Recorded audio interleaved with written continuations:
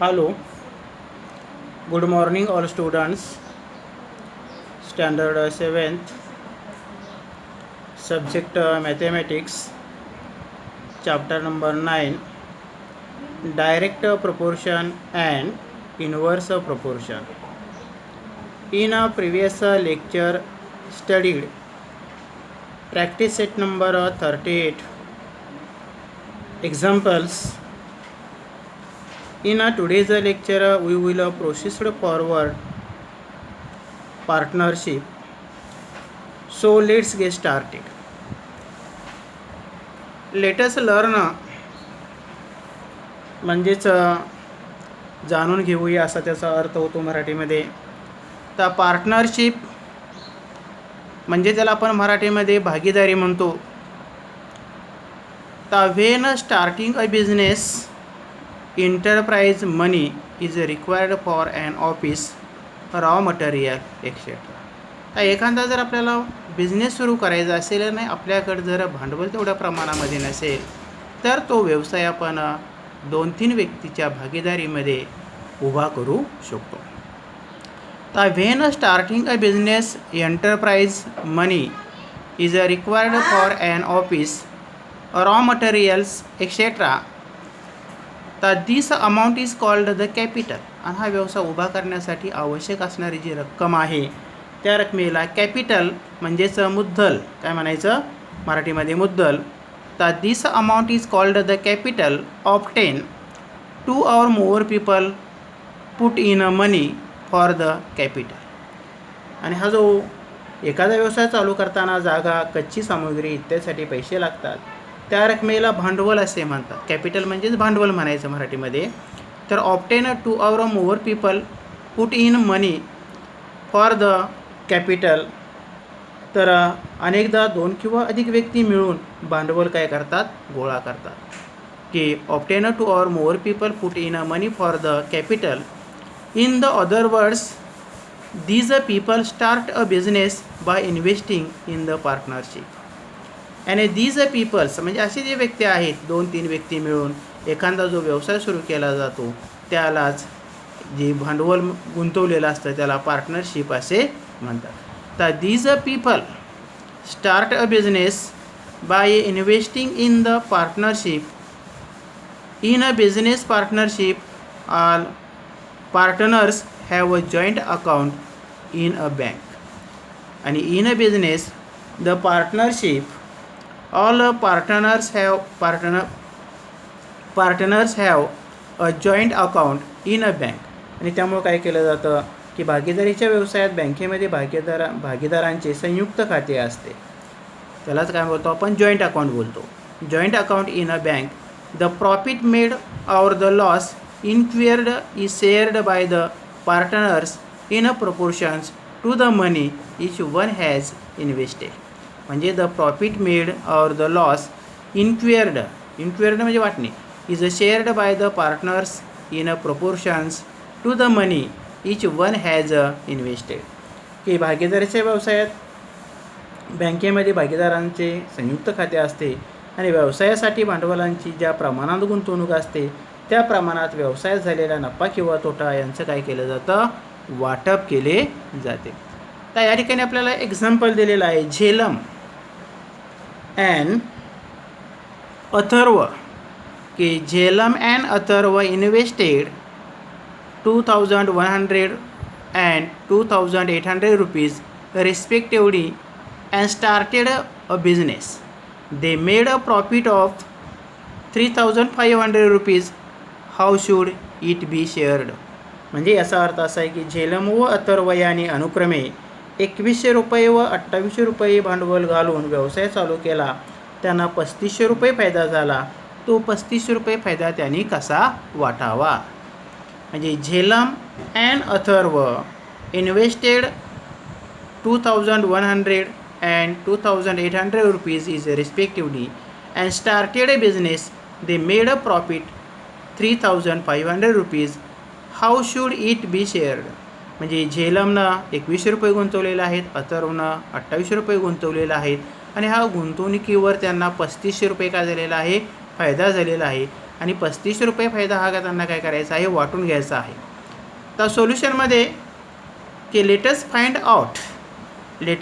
Out the proportion of the investment, म्हणजे त्यांनी ज्या प्रमाणामध्ये पैसे गुंतवलेले आहेत त्या पैशाच्या रकमेवर त्यांचा जो प्रॉफिट आहे किंवा लॉस आहे तो काय केला जातो, वाटला जातो. तर let's find out the proportion of the investment. तर इन्व्हेस्टमेंटचा जो रेशो जो आहे तो काय येणार आहे, 2100 रेशो 2800, म्हणजेच 2100 त्याला डिवाइड बाय 2800, 0 निरसन होती, 21 डिवाइड बाय 28 म्हणजेच काय येणार आहे 3/4. म्हणजे त्याचा जो रेशो आहे तो रेशो काय येणार आहे 3:4. 3:4. The proportion of investment is 3:4. म्हणजे झेलमचा 3 आणि अथर्वचा 4 म्हणजे 3:4 किंवा 3:4 असा त्याचं आपण वाचन करतो. आता the profit must also be shared in the same proportion. The profit must be also be shared in the same proportion. Let's झेलमचं प्रॉफिट बी एक्स. झेलमचं प्रॉफिट 3x आहे असं मानू, म्हणजे 3x येईल. And that Atharva profit 4x येईल, म्हणजे 3:4 यांची काय करायची, ॲडिशन करायची. त्याला टोटल काय असणार आहे, प्रॉफिट किंवा लॉस असणार आहे. म्हणजेच लेट झेलमचं profit be 3x and that of अथर्वचं प्रॉफिट इज 4x दे.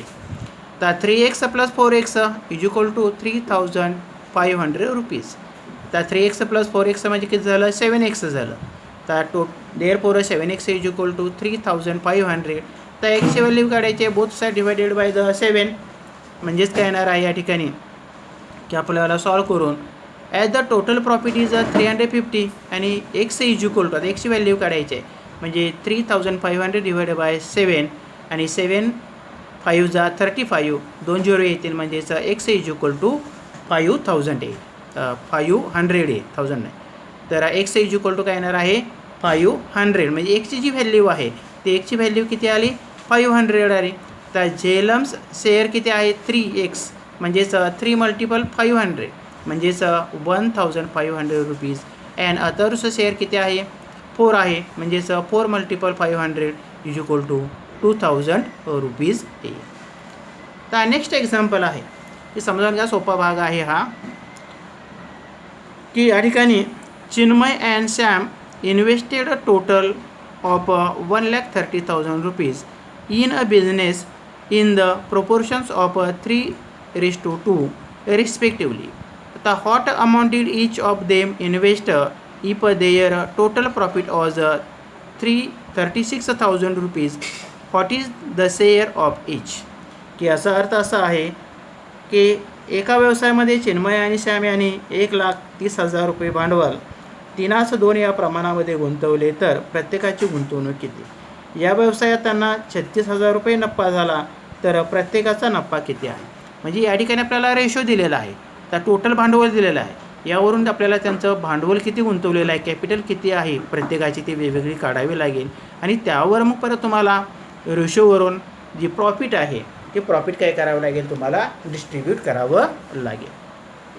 तर सोल्युशनमध्ये the proportions of Chinmay's and Sam's invested is 3:2. The profit is shared in the same propagation as the investment, hence the proportions of the profit is 3:2. 3:2. आता या ठिकाणी केलेट Chinmay's invested by 3y and Sam's invested is 2y. तर 3y + 2y, तर total investment आता 3y + 2y म्हणजे किती झालं, therefore 5y is equal to 1,30,000 rupees. तर बोथ साईड डिवायडेड बाय, किंवा तर हा जो 5 both side divided by the 5, तर 5y divided by 5 is equal to 1,30,000 divided by 5. 5ला 5 निरसन होईल, वायची व्हॅल्यू काढायची आहे. तर 5 आपण याला काय करायचं, डिवायड बाय करायचं. 5 2 जा 10, 3 5 6 जा 30 आणि पुढले किती 3 0 आहे ती देऊन टाकायचे. म्हणजेच किती येणार आहे, therefore y is equal to 26,000 rupees. वायची व्हॅल्यू जी आहे ती किती आली 26,000. आता चिन्मयचं इन्व्हेस्टेड किती आहे 3y आहे, म्हणजे 3 × 26,000 3 मल्टिपल 26,000 यांचं मल्टिप्लिकेशन करायचं. 26 3 78 येईल. हे 3 झिरो लिहून टाका म्हणजे 78,000 झालं. त्याचं जे कॅपिटल आहे ते किती झालं 78,000 झालं. आणि सॅम्स इन्व्हेस्टमेंट किती आहे 2Y आहे. तर 2 मल्टिपल 26,000 26 2 52 येईल 52 येईल. त्यावर 3 झिरो द्या म्हणजे 52,000 झालं. आणि त्याचं जे आन्सर आहे ते किती येणार आहे 52,000 रुपीज येणार आहे. आता आपल्याला काय करायचं त्यांचा जो असणारा प्रॉफिट आहे ते प्रॉफिट शेअर करायचं आहे. म्हणजे लेट द चिन्मय's profit be 3x and Sam's profit is 2x. तर टोटल प्रॉफिट आपल्याला काढायचं दिलेलं आहे त्यावरून डिस्ट्रीब्यूट करायचं आहे. तर 3x + 2x is equal to total profit म्हणजे 3 + 2 किती झालं 5x is equal to 36,000 rupees झालं. तर both side divided by the 5 म्हणजेच काय येणार आहे 5x divided by 5 is equal to 36,000 divided by 5 dividing by the 5 दिलेलं आहे.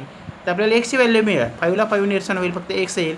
आता 5 7 35 येईल 5 2 10 2 झिरो उरतात म्हणजेच किती येणार आहे x is equal to therefore x is equal to 7,200 rupees.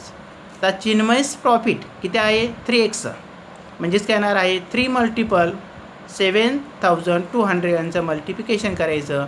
आणि 72 3 किती येणार आहे 216 येईल 2 झिरो द्या म्हणजेच 21,600 रुपीज हा प्रॉफिट असणार आहे चिन्मयचं असणार आहे.